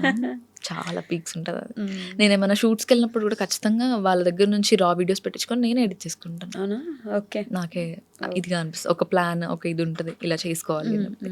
మంచి so what is it leading to ఏంటి మూవీస్లోకి యాక్టింగ్లోకి వెళ్దాం అనుకుంటున్నారు? యాజ్ ఆఫ్ నవ్ అయితే ఆ థాట్ ఏం లేదు. ఓకే. ఏమవుతుందో చూడాలి, రేపటి గురించి మనకు తెలీదు. వస్తే అఫ్ కోర్స్ వెళ్ళడానికి వెళ్ళే అవకాశం ఉంది. ఉంది. పేరెంట్స్ కూడా ఓకే అంటారు దానికి ఖచ్చితంగా. ప్యారలల్గా నేను నా జాబ్ ట్రయల్స్ కూడా చేస్తున్నాను. ఎందుకంటే అంత హైయర్ స్టడీస్ చదివించిన తర్వాత నేను వాళ్ళ కోసమన్నా నేను ఖచ్చితంగా జాబ్ చేయాలి. జాబ్ చేయాలనే థాట్ నాకు కూడా ఉంది. ప్యారలల్గా ఇది వదలొద్దు. అందరికీ ఏం చెప్తానంటే నేను కంటెంట్ క్రియేషన్ని ప్రైమరీగా పెట్టుకోకండి, యా. సెకండరీగా పెట్టుకోండి. అంటిల్ అండ్ అన్లెస్ మీరు ఫైనాన్షియల్గా ఇది వచ్చిన Stable తర్వాత ఉన్నారు కొంచెం. అప్పుడు మీరు దాన్ని వదిలేసి దీన్ని ప్రైమరీ చేసుకోవచ్చు. అంటిల్ దెన్ మాత్రం మీ గోల్ని మీ ఏమ్ని రీచ్ అయ్యేంత వరకు దిస్ ఇస్ సెకండరీ. ఖచ్చితంగా దిస్ ఇస్ సెకండరీ. సో నేను ప్రైమరీ దాని మీద ఫోకస్ చేస్తున్నాను. అది జరుగుతుంది లైఫ్లో, కాకపోతే అది చూపించుకోము అంతే మనం. ఓకే. బట్ ఇన్స్టాగ్రామ్లో ఈ మధ్య కాలంలో కొన్ని రీల్స్ చూస్తున్నా. నేను ఇన్స్టా ఇన్ఫ్లుయెన్సర్ అయ్యాక నేను ఎంత సంపాదించాను, పర్ మంత్ నేను ఎంత సంపాదిస్తున్నానని చెప్పేసి ఎలా రాస్తారంటే ఈ 2 months ఏం లేదు, థర్డ్ మంత్ 1 లక్ష, 4th month 2 లక్షలు, అవన్నీ 5th month fake మీరు hooks. చూసుంటారా? ఈ నేను రీల్స్ చూసా. చూసారు కదా? అదంతా వైరల్ అవ్వడానికి అండి. Okay. హుక్స్ అవన్నీ అంతా ఫేక్ హుక్స్. ఎవరికి వస్తున్నాయండి 1 lakh 2 lakhs? ఇన్స్టాగ్రామ్ అసలు ఇప్పటిదాకా ఏ రోజు డైరెక్ట్ మానిటైజేషన్ Direct చేస్తే money పేమెంట్ ఇవ్వదు. లేదు. అవును. మనం కొలాబరేషన్స్ చేసుకుంటాం, ప్రమోషన్స్ చేసుకుంటాం, యాడ్స్ చేసుకుంటాం. అవును. యూట్యూబ్ రెవెన్యూ జనరేట్ అవుతుంది. అది కూడా మీకు చాలా ఎక్కువ వచ్చి మీకు వాచ్ అవర్స్ వచ్చినప్పుడు సంగతి అవన్నీ హుక్స్, ఫేక్ వీడియోస్ అండి. నేను నన్ను అడిగితే నేను ఫేక్ వీడియోనే అంటున్నాను. అంతేనా? అంతే. మీరు అంత సంపాదించలేదంటారా లక్షలు? అంత దాకా వెళ్ళలేదు. నాకు వచ్చిన ప్రమోషన్స్లో ఎండ్ చేసి ఉంటాను ఒక 1 lakh 2 lakhs దాకా మొత్తం అంతా కలిపి. నేను ఎక్కువ లేను కాబట్టి ఇక్కడ. Yeah. ఒకవేళ ఇండియాలో ఉండుంటే ఇంకా ఫాస్ట్గా గ్రోత్ వచ్చింది, ఇంకా మంచి కొలాబరేషన్స్ వచ్చిండేనేమో. ఇప్పుడు వస్తున్నాయండి మంచిగా, ఒక 2 months నుంచి మళ్ళీ వచ్చి కాన్సన్ట్రేషన్ చేస్తున్నాను కాబట్టి. సో ప్రమోషన్స్ చేయడంలో కూడా చూసింగ్ ఉంటుందా? అన్ని ఏది పడితే అది, ఇప్పుడు Choose జ్యోతిష్యం చేసుకుంటాను. చెప్పమని అడుగుతారు కొంతమంది, ఆ, ఇట్లాంటి చాలా చెప్పండి. వస్తుంటాయి. అవును. యా. వైస్గానే చూస్ చేసుకుంటాను. జ్యోతిష్యం అంటే ఇప్పుడు మనల్ని నమ్మి వెళ్తాడు, వాడు మంచోడు కాదు, బాగా చెప్తారో చెప్పరు. నేను అలా కాకుండా జెన్యూన్ పేజ్, ట్రస్టెడ్, ఒక స్కిన్ కేర్ ప్రోడక్ట్ తీసుకొచ్చిన, ఒక శారీ తీసుకొచ్చిన, ఓకే వన్స్ అది బాగుంది అంటేనే తీసుకొస్తాను. ఎందుకంటే ఇప్పటిదాకా నన్ను నమ్మి 1,00,000 మంది నన్ను ఉన్నారు. జెన్యూన్గా నడుస్తున్న పేజ్. మా మమ్మీ కూడా అదే చెప్తారు, నువ్వు జెన్యూన్గానే ఇది చెయ్యి, బాగాలేదని చెప్పు, బాగుందనే చెప్తాను. సో చూస్ చేసుకునేటప్పుడు మాత్రం 1-2 సార్లు మమ్మీతో డిస్కస్ చేసిన తర్వాతనే ప్రమోషన్ ఓకే చేసుకుంటాను. సో నేను ఈ 2 questions most of the people అందరినీ అడుగుతాను, మీకు కూడా అడుగుతాను. ది మోస్ట్ హ్యాపీయెస్ట్ మూమెంట్ ఏంటి మీ లైఫ్లో ఇప్పటి వరకు? ద మోస్ట్ హ్యాపీయెస్ట్ మూమెంటా? ఇప్పటిదాకా అంత హ్యాపీయెస్ట్ ఫీల్ అయింది ఏం లేదు. పేరెంట్స్ని సాటిస్ఫై చేయడం అంటాను నేను. ఓకే. నాకు వీసా వచ్చినప్పుడు అసలు అందరికీ రిజెక్షన్ అవుతుంది చెప్పాను కదా. 10 daysలో కాలేజ్ రీఓపెన్ ఉంది నాకు. Okay. నాకు అసలు వీసా పోద్దని ఫిక్స్ అయిపోయాము. నాతో పాటు రిలేటివ్స్లో ఉన్న ప్యారలల్గా మా కజిన్స్ ట్రై చేశారు, అందరికీ వీసా పోయింది. ఓకే. వెళ్ళాను, లోపలికి వెళ్ళాను, నాకు ఓకే అయింది. కానీ యాక్టింగ్ చేసుకుంటూ బయటకు వచ్చి ఏడిపిద్దాం అన్నట్టు డల్గా వచ్చాను. ఢిల్లీలో జరిగిందనమాట నాకు వీసా. మా డాడీ మా చెల్లి ఇద్దరు ఉన్నారు, ఫిక్స్ అయిపోయారు పోయింది మాకు వీసా, పోయింది డబ్బులంతా వేస్ట్ అని. ఒక్క సెకండ్ దగ్గరకు వచ్చిన తర్వాత వచ్చింది అని అంటే మా డాడీ కళ్ళలో హ్యాపీనెస్ చూసారా, దట్స్ అసలు ఎంత వెలకట్టినా అది తీసుకురాలేము. వాళ్ళని సాటిస్ఫై చేయడం is the most happiest thing అంటారు నేను. Very true. ఓకే. అలానే the most saddest moment? Saddest moment అంటే మా ఫ్యామిలీ మెంబర్స్కి అందరికి తెలిసే ఉంటుంది. మా మమ్మీకి బేసికల్లీ మా మమ్మీ వాళ్ళు 2 siblings, మా మేన మామయ్య ఉంటారు. మేమిద్దరమే అమ్మాయిలం కాబట్టి మాకు అబ్బాయిలు ఎవరు లేరు. మా మమ్మీకి అబ్బాయి ఉంటే బాగుండే ఫీలింగ్ అనమాట. సో మా మామయ్యకి బాగా పుట్టాడు. వాడిని మా మమ్మీ చిన్నప్పటి నుంచి తీసేసుకుంది అనమాట. ఒక 2 years బ్యాక్ కూడా చనిపోయాడు. That's most saddest part. నా డిప్రెషన్ ఇంత వర్స్ అవ్వడానికి రీజన్ కూడా అదే అనమాట. నేను ఇమీడియట్గా నాకు కాలేజ్ పర్మిషన్ ఇవ్వలేదు. నేను 3rd day 5th day రిచువల్స్కి కూడా లేనమాట. నేను ఇమీడియట్గా యూఎస్ వెళ్ళిపోయాను. అదే ఇంకా ఎక్కువ ఇచ్చేసింది అనుకున్నా. దట్స్ మోస్ట్ సాడెస్ట్ పార్ట్ అని అసలు ఇప్పటికి తలుచుకుంటే చాలా ఇదవుతుంది. చిన్న బాబు 18 ఇయర్స్ ఓకే 18 ఇయర్స్ వాడిని పెంచి పెద్ద చేసి చేతులారా ఇది పోగొట్టుకున్నాము. ఓకే హెల్త్ బాగాలేక వెళ్ళిపోయాడా? సూసైడ్ చేసుకున్నాడు. దట్స్ వేరే స్టోరీ. అసలు వాడు చేసుకోవాలని చేసుకోలేదు, ఇంట్లో ఏదో బెదిరిద్దాము వాడికి హాస్టల్ ఇంట్రెస్ట్ లేదు అని అనుకున్న ఇంట్రెస్ట్ థాట్లో చేసుకున్న చిన్న మిస్టేక్ తీసేసింది. ఈ మధ్య కాలంలో మరీ ఎక్కువ వెంటనే ఏదైనా జరగంగానే సూసైడ్లు చేసుకోవడం. ఈ 2010 తర్వాత బాగున్న చిల్డ్రన్స్ ఎలా ఉన్నారంటే ప్రతిదీ బెదిరించడమే. అంతే అంతే బెదిరించి చేసేసుకోవాలి, తెచ్చేసుకోవాలి. నాకు ఫోన్ కావాలా, నాకు కావాలి, లేదా నేను చచ్చిపోతాను. అసలు అంత ఈజీగా ఎలా చచ్చిపోతారు? అంత ధైర్యం ఎక్కడి నుంచి వస్తుంది చనిపోవడానికి? అసలు అదే కదా, ఎంత ధైర్యం ఉంటే ఒక ఊపిరి ఆగిపోవాలంటే ఎంత ధైర్యం రావాలి కదా. వావ్, చాలా కష్టం. అది కొంచెం కష్టమైపోయింది. జనరేషన్ని భయపెట్టాలి, తల్లిదండ్రులు ఏదైనా కంట్రోల్ ఇప్పుడు ఏదైనా చేయాలంటే చాలా కష్టం. మా జనరేషన్ లో మూసుకొని కూర్చో అంటే కూర్చుంటాము. అంతేగా. చెప్పారు మన కోసమే, మన మంచి కోసమే అని చెప్పి. ఇప్పుడు అలా లేదండి అసలు. పిల్లలు పుట్టినప్పటి నుంచే బెదిరించడం స్టార్ట్ చేశారు. అదొక ప్లస్ పాయింట్ అనుకోవాలా, మైనస్ పాయింట్ అనుకోవాలా? ఒక సైడ్ వాళ్ళు ఎదుర్కొంటున్నారు, వాళ్ళు ఏం కావాలో వాళ్ళకి చేస్తున్నారు, ఇటు సైడ్ మాత్రం ఇదొక నెగటివ్. ఏం చేసేస్తారు అని భయం. ఎంత మంది ఇంటర్ స్టూడెంట్స్ సూసైడ్ చేసుకుంటున్నారు, చాలా మంది. వైషు గారు ఏంటి అంటే సింపుల్ థింగ్, వాళ్ళకి నచ్చలేదు. సరే నచ్చినప్పుడు ఓపెన్ గా చెప్పి ఇంట్లో ఫైట్ చేసి వచ్చేయచ్చు కదా. ఎందుకు లైఫ్ ని తీసేసుకోవడము, దేవుడిచ్చిన లైఫ్ ని? చాలా చాలా మంది సూసైడ్ చేసుకుంటున్నారు. మా తమ్ముడు చనిపోయిన తర్వాత నుంచి నాకు ఇంటర్ స్టూడెంట్స్ని 10th స్టూడెంట్స్ని చూస్తేనే నాకు ఒక ఇది వస్తుంది. మీకు వచ్చినంత వరకు రాయండి, ఏం కాదు, ఏమవుతుంది, పోయిందా మళ్ళీ రాసుకుందాం అంతే. పరువు అది ఇది అని ఆలోచించుకున్నామా, పరువు ప్రాణం పోతుంది కదా ఇక్కడ. ప్రాణం అంత ఈజీ కాదు కదా. True, very true. సో మీకు అలానే ది లైఫ్ చేంజింగ్ మూమెంట్ ఏంటి? లైక్ ఇలా జరిగింది కాబట్టి ఇలా అనే ఒక మూమెంట్ ఏమన్నా? ఈ హెల్త్ వల్లేనండి. దానికి ముందు గౌతమి వేరు, నా మైండ్ సెట్ వేరు. ఓకే. దాని తర్వాత అసలు వేరు. దానికి ముందు చెయ్యాలి, సాధించాలి, ఏదో ఒకటి చెయ్యాలి, గర్ల్స్ పెట్టుకోవాలి, దాన్ని ఏం చేసుకోవాలి, ప్యారలల్గా సోషల్ మీడియా చూసుకోవాలి, ఇంట్లో ఏమనుకుంటారో, రిలేటివ్స్ ఏమనుకుంటారో అంతా ఉండింది. వన్స్ ఇది స్టార్ట్ అయిన తర్వాత నుంచి తొక్క పట్టించుకోవద్దు. ఈ రోజు చూసుకోవాలి అంతే అంతే. అది యాక్చువల్లీ చాలా మంది బుర్రలో అనుకుంటారు కానీ ఎక్కించుకోలేరు. మనం ఈ రోజే ఉన్నాం, రేపు పొద్దున ఉంటామో లేమో. అది ఒక లైఫ్ చేంజింగ్ మూమెంట్ రావాలి, వస్తుంది. ఆ లైఫ్ లో వచ్చేంత వరకు మనం అలానే స్ట్రగుల్ అవుతూ ఉంటాము. వన్స్ అది వచ్చిన తర్వాత ఇంకా అయిపోయింది. అది వచ్చిందంటే ఇంక నెక్స్ట్ డే గురించో, నెక్స్ట్ ఇయర్ గురించో, మన సేవింగ్స్ ఏమి ఉండదు. ఇంకా ఆ రోజు బ్రతికితే అయిపోయింది, ఆ రోజు కన్నట్టు. అలాంటి మూమెంట్ వచ్చినప్పుడు మాత్రం ముందు భయం వేస్తుంది, ఇంకేం ఉండదు మనం ఆలోచించడానికి. నాకైతే వచ్చేసింది ఆ మూమెంట్ లైఫ్ లో. నేను అది చాలా షూర్గా ఉంటాను, వచ్చేసింది. ఇక్కడ నుంచి నా థాట్ ప్రాసెస్ మారిపోయింది అసలు. సో ఆఫ్ కోర్స్ నేను ఏం పట్టించుకోలేదు అంతే. ఎగ్జాక్ట్లీ ఫ్లోలో వెళ్ళిపోవాలి. ఇచ్చే వస్తూ ఉంటాయి ఆప్షన్స్, రాసి పెట్టుందా మనకి వస్తుందండి, రాసలేదా పోతుంది అంతే. ఏం చేయలేము దాన్ని మనం. ఓకే. మీకు ఇన్స్టాగ్రామ్ నుంచి మీ ఫ్యాన్స్ నుంచి ఇప్పటిదాకా వచ్చిన మోస్ట్ బ్యూటిఫుల్ కామెంట్ ఏంటారు? Smile smile smile smile smile continues. అసలు ప్రతి రీల్ లో మినిమం మీరు డాన్స్ చేసినా, ఏం చేసినా, అసలు ఫేస్ జూమ్ ఇన్ రీల్స్ చేసినా, ఏం చేసినా, వ్లాగ్ చేసినా సరే ఖచ్చితంగా నాకు 100 కమెంట్స్ ఉంటే అందులో ఒక 60 కమెంట్స్ స్మైల్ అయి ఉంటుంది. ఖచ్చితంగా స్మైల్ ఉంటుంది. నాదంతా మా మమ్మీ నుంచే. ఇప్పటిదాకా మమ్మీ ఫేస్ రివీల్ చేయలేదు, నేను ఖచ్చితంగా చేస్తాను సూన్. అది చూడగానే అంటారు ఎగ్జాక్ట్ మమ్మీలానే ఉన్నాను నేను అని చెప్పి. స్మైల్ అది అసలు చాలా ఎంత మంది దగ్గర నుంచి విన్నాను నేను. దానికి ముందు సోషల్ మీడియాలోకి రాకముందు కూడా చాలా మంది చెప్పేవాళ్ళు, కళ్ళు ఉంటుంది అమ్మాయి ఫేస్లో. చాలా మంది చెప్పేవాళ్ళు బక్కగా ఉంటావు, ఇంకొంచెం తిను, లావవు, అది ఇదంతా పక్కన పెడితే కొంచెం కళ్ళు ఉంటుంది, స్మైల్ బాగుంటుంది అని అనేవాళ్ళు. కానీ వన్స్ సోషల్ మీడియాలోకి వెళ్ళిన తర్వాత మొత్తం కంటిన్యూస్ కమెంట్ అయితే వచ్చేది. ఇంతకుముందు నిజంగా బక్కగా ఉండడమే ఒక వరం లాగా. ఇంతకు ముందు ఇలియానా లాగా ఉన్నాం, అసలు బక్కగా ఉంటే అమ్మాయి సూపర్ తోపన్. ఈ మధ్య కాలంలో ఏంటో ఎలా మారిపోయిందో ఈజీగా బాడీ షేమింగ్ చేసేస్తారు. అసలు ఎవరికి తెలుసు అసలు వన్స్ ఆలోచించారు వాళ్ళ లైఫ్ లో ఏం జరుగుతుందో. అదే కదా, ఎందుకు చీపురు పుల్లలా ఉన్నావు, లేకపోతే మరీ అయితే లావుగా ఉన్నావు, అంత బండలాగా ఉన్నావు, ఎలా ఉన్నా చేసేస్తారు.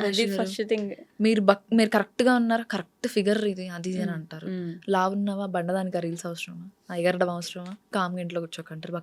చీపురు పుల్ల కట్టినట్టు ఉంటుంది చీర, ఇలా అనేస్తారు. ఒక మాట ఈజీగా అలా అనేస్తే పక్కన వాళ్ళు ఎలా తీసుకుంటారని ఆలోచించారా? మీకు అది ఎఫెక్ట్ అవ్వదు కదా? అయింది. అన్ని విని విని విని విని విసుగొచ్చేసింది. రిలేటివ్స్ దగ్గర నుంచి, పక్కన వాళ్ళ దగ్గర నుంచి. మన వాళ్ళే అంటారు, ఇంకా మనోళ్ళే మనల్ని కలిసిన ప్రతి ఈవెంట్స్ లో ఎన్ని రోజులు ఇలా ఉంటారు. పేరెంట్స్ ని పట్టుకొనేసి ఏం పెట్టరా వీళ్ళు, మీరు ఎందుకు పెట్టరండి? పేరెంట్స్ అన్నాక పెట్టకుండా ఉంటారా? ఖచ్చితంగా ఏం తిండి పెడతారు కదా! పెట్టట్లేదా? తిండి పెట్టట్లేదా? ఏంటి అలా బక్కగా అయిపోతుంది? మరీ అంత చిక్కిపోతుంది. 100 ఉంటాయి ఈ లైఫ్‌లో ఏం జరుగుతుంది? ప్రతీదీ చూడలేరు కదా మీరొచ్చి. అంతేగా. మాకు వర్క్ జరుగుతుంది. మేము చేసుకుంటున్నాం. మేము అవుతున్నాము. అవుతున్నాం బక్కగా అంటే చాలా ఉంటాయి. అవుతున్నాం లావుగా అంటే చాలా చాలా జరుగుతున్నాయి ఉంటాయి. లైఫ్‌లో. నిజం. దానికి కూడా చాలా వన్స్ ఉంటాయి. గర్ల్ అంటే చాలా హార్మోనల్ ఇష్యూస్ ఉంటాయి. Yes. చాలా గో త్రూ అవుతూ ఉంటాం మనము. వన్స్ వెయిట్ గెయిన్ అవుతాం, వన్స్ లాస్ అవుతాము. అన్నీ చెప్పుకోలేము కదా మనం నిజం. ప్రతిదీ. గర్ల్స్ బాడీ అంటే రోజు ఏదో ఒక నొప్పి ఉంటది. ఏదో ఒక ఏదో నొప్పి, ఒకటి ఏదో ఒక గ్యారంటీ గోల్ ఉంటది. ఉంటది. అది అర్థం చేసుకోరు అనేస్తారు ఒక మాట. సింపుల్‌గా అనేస్తారు. హోప్‌ఫుల్లీ కొంచెం చేంజ్ అయితే బెటర్ మన చాలా సొసైటీ. మంది నాకు ద మోస్ట్ హ్యాపీయెస్ట్ థింగ్ ఏంటంటే బాయ్స్ కొంతమంది స్టాండ్ తీసుకొని వుమెన్ బాడీ షేమింగ్ గురించి Yes. గానీ, వుమెన్ ఫ్రీడమ్ గురించి గానీ మాట్లాడే వాళ్ళు ఉంటారు. వాళ్ళందరికీ హ్యాట్స్ ఆఫ్ అసలు. True, very వాళ్ళని true. వాళ్ళు వాళ్ళే మారుస్తున్నారేమో ఈ జనరేషన్ అని అనిపిస్తది. యెస్. యెస్. వాళ్ళు నిలబడతారు నిజంగా. ఎందుకు ఇప్పుడు అలా ఉంటే ఏమైంది? ఏమైంది? ఎవరేమన్నారు? అది అని చెప్పేసి ఎగ్జాక్ట్‌లీ. దే ఆర్ వెరీ చాలా గుడ్ హ్యూమన్ బీయింగ్స్. వాళ్ళే గ్రీన్ ఫ్లాగ్స్. గ్రీన్ చాలా ఫారెస్ట్. గ్రీన్ ఫ్లాగ్స్ అసలు. కళ్ళు మూసుకొని వాళ్ళని పెళ్లి చేసేసుకోండి అని అంటా నేనైతే. సో పెళ్లి గురించి వచ్చింది కాబట్టి గౌతమి గారి పెళ్లి ఎప్పుడు? లవ్ చెప్పాను మ్యారేజ్ కదా! చేసుకుంటారా? లవ్ మ్యారేజ్ చేసుకుంటాను అవునా? నేను ఖచ్చితంగా. వన్స్ దూకుతున్నాం అందులో. తెలిసి దూకితే బావుంటదని నా ఫీలింగ్. తెలియకుండా దూకి ఎంతమందిని చూస్తున్నాం. రీసెంట్‌గా వైష్ణవి అని ఒక అమ్మాయిది. అసలు అది చాలా హారిబుల్ అసలు. ఎంత హారిబుల్. షీ ఈస్ ప్రెగ్నెంట్ అండి. ఇద్దరు ప్రాణాలను ఎంత ఈజీగా తీసాడు. నాకు అలాంటివి తలుచుకుంటేనే భయమేస్తుంది. పెళ్ళంటేనే భయమేస్తుంది నాకు అది అసలు. మాత్రం నిజం. పెళ్ళంటేనే ఒక భయం వచ్చేసింది అందుకే ఇప్పుడైతే. ఖచ్చితంగా నేను మా పేరెంట్స్‌కి కూడా చెప్పేసాను. ఉమ్. నాకు 24 ఇయర్స్ కాబట్టి నేను చేసుకుంటే లవ్ మ్యారేజ్ చేసుకుంటాను. ఎందుకంటే తెలిసి దూకితే ఒక ఇది ఉంటది. మనం తెలియకుండా చేసేసుకుంటాము. ముందు ఒకలాగా అనిపిస్తారు. చేసుకున్న 1 ఇయర్ తర్వాత ఒకలా ఉంటది. అవును. నా ఫ్రెండ్ సర్కిల్‌లో ఎంతమంది పెళ్లి చేసుకున్న 1 ఇయర్‌కే డివోర్స్ అయిపోతుంది. ఉమ్. అరేంజ్డ్ మ్యారేజ్‌లోనే సగం అవుతుంది అనిపిస్తుంది. Yes. ఎందుకంటే ఇప్పుడు కాలంలో ప్రతి ఒక్కరికి రిలేషన్‌షిప్స్ ఉంటున్నాయి. True. పెళ్ళికి ముందు చాలా రిలేషన్‌షిప్స్ ఉంటాయి. పెళ్లి తర్వాత రివీల్ అవుతారు వాళ్ళు ఏంటి అసలు క్యారెక్టర్ ఏంటి అని చెప్పి. అదేదో ముందే తెలుసుకొని చేస్తే ఓకే. బావుంటదేమో అని. At least yeah. ఫ్యామిలీస్ దాకా ఇన్వాల్వ్ చేసి, ఫ్యామిలీస్ అనవసరంగా బాధపడి, మనం బాధపడి, అంత వాళ్ళని ఇచ్చేసి. సో, ఖచ్చితంగా లవ్ మ్యారేజే అండ్ ఖచ్చితంగా 26 ఇయర్స్ దాటాకే చేసుకుంటాను. అవునా? చెప్పాను కదా! మా మమ్మీకి 18 ఇయర్స్‌కే పెళ్లి చేసేసారు కాబట్టి, మా మమ్మీ మైండ్‌లో బాగా ఇది ఉందనమాట. ఖచ్చితంగా పిల్లలు సెటిల్ అయ్యి 26, 27 వాళ్ళు మెంటల్‌గా స్టేబుల్ ఉండి, ఇండిపెండెంట్‌గా తన కాళ్ళ మీద తను నిలబడి, ఏ సిచ్యువేషన్ వచ్చినా తను రేపటి రోజున నిలబడగలగాలి. ఓకే. వాళ్ళ హస్బెండ్ ఉన్నా లేకపోయినా అన్న ఇదిలో ఉన్నారు వాళ్ళు. సో ఖచ్చితంగా 26, 27 ఇయర్స్ లవ్ మ్యారేజ్ చేసుకుంటాను నేను. ఇప్పుడు మా రిలేటివ్స్ చూసిన వాళ్ళందరూ ఖచ్చితంగా అనుకుంటారా చెప్పేసింది వెళ్ళి అని.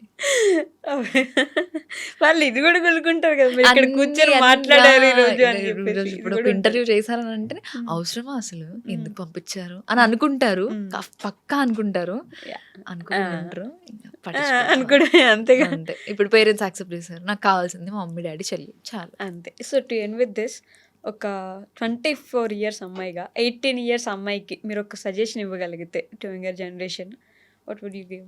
ఈ జనరేషన్లో quick relationships, quick decision making అస్సలు వద్దంటాను. క్విక్ వర్జినిటీ లూజింగ్ 16, 18 ఇయర్స్కి ఏంటండి చాలామంది ప్రెగ్నెంట్ అయిపోయి దాన్ని ఫేస్ చేయలేక పేరెంట్స్ ముందు ఇప్పుడు ఒకప్పుడు మనకు అవన్నీ భయం పేరెంట్స్ ముందు మాట్లాడాలంటే. ఇప్పుడు యాజ్ ఏ నేను 2000 బార్న్ అయినా సరే ఇంట్లో పెళ్లి మ్యాటర్ వచ్చినా లవ్ మ్యాటర్ వచ్చినా నాకు ఒక కైండ్ ఆఫ్ ఫీలింగ్ ఉంటుంది. మాట్లాడలేము, అదొక తెలియని డిస్కంఫర్ట్. అది మనకు తరతరాలుగా ఇండియన్ ఫ్యామిలీస్లో వస్తూనే ఉంటుంది. ఇప్పుడు పిల్లలు ఎంత ఇదిగా ఉన్నారంటే 16, 17 ఇయర్స్ అంటే ఆ రిలేషన్షిప్ బయట తిరగడం అన్నీ. రీసెంట్గా మా ఇంటి ముందు షీఈస్ వెరీ కిడ్ అండి, చిన్న పాప.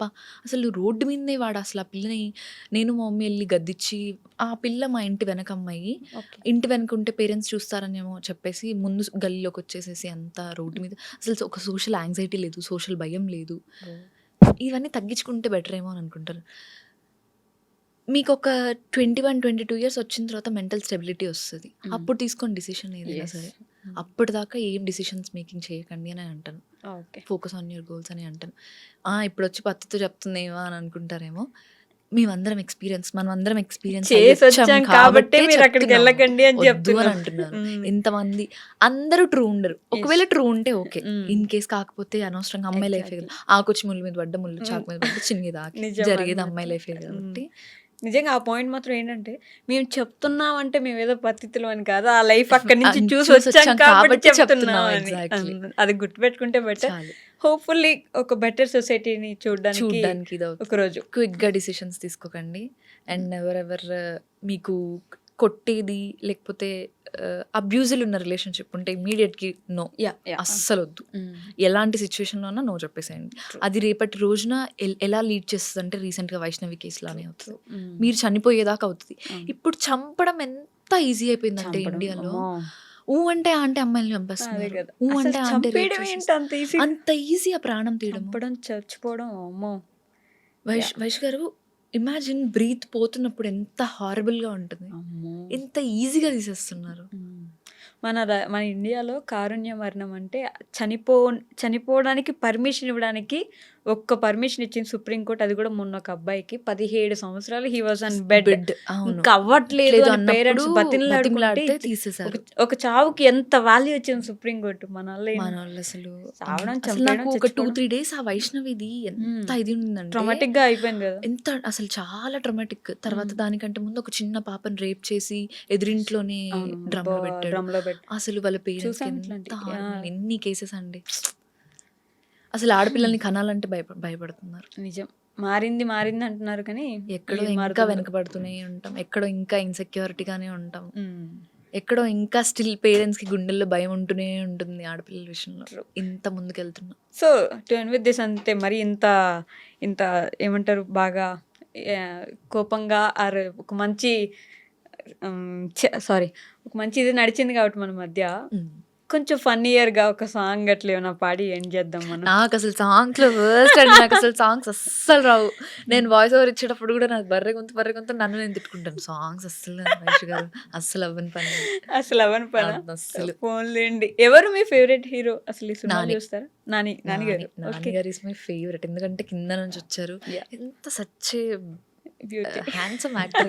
Handsome, yeah. ఫేవరెట్. నేను యూఎస్‌లో ఉన్నప్పుడు ప్రమోషన్ కని వచ్చారు. నాన్నగారి కోసం నేను ఇలినాయిస్ నుంచి మిస్సౌరీకి వెళ్ళి కలవలేదు. కాకపోతే దూరం నుంచి చూసుకొని వచ్చేసాను. చూసారా దూరం నుంచి? చూసారు. ఈ క్లిప్ పెడతాను నాన్నగారు. ప్లీజ్ మా కమెంట్ సెక్షన్‌లో జస్ట్ హాయ్ అని పెట్టినా మేము హ్యాపీగా ఫీల్ అవుతాం. Yeah please say hi to Gautami గారు, నాని గారు. నేను చెప్తున్నానులేండి ఈసారి ఎప్పుడైనా చెప్పేస్తారు కుదిరితే. ఇంకా. Thank you so much Gautami గారు ఫర్ కమింగ్ హియర్. అంటే ఒక మంచి ఇంటరాక్షన్ అయితే జరిగింది. హోప్ఫుల్లీ మన ఇద్దరికి అనిపిస్తుంది. చూసే వాళ్ళు ఎలా తీసుకుంటారు అనేది అది ఇంకా వాళ్ళ వాళ్ళ depend. అభిప్రాయం. మనం మంచి చెప్పడానికి ట్రై చేస్తాము. ఎస్ పాజిటివిటీ అసలు ఈ డేస్‌లో పాజిటివిటీ అనేది చాలా ఇంపార్టెంట్. ఎస్ ఎంత నెగెటివ్ తీసుకుంటే అది మనకే నష్టం అవుతుంది. అంతే ఎంత పాజిటివ్ తీసుకుంటే అది మనకే మనకి మంచి మేలు అవుతుంది. అవుతుంది అంతే. సో హోప్ఫుల్లీ గుడ్ థింగ్స్ చాలా ఉన్నాయి దీంట్లో. మీరు టేక్ అవేకి చూద్దాం ఎలా తీసుకోబోతున్నారు అనేది. ఏంటి? Thank you so much thank అండి. యూ సో మచ్ వైష్ గారు పిలిచినందుకు.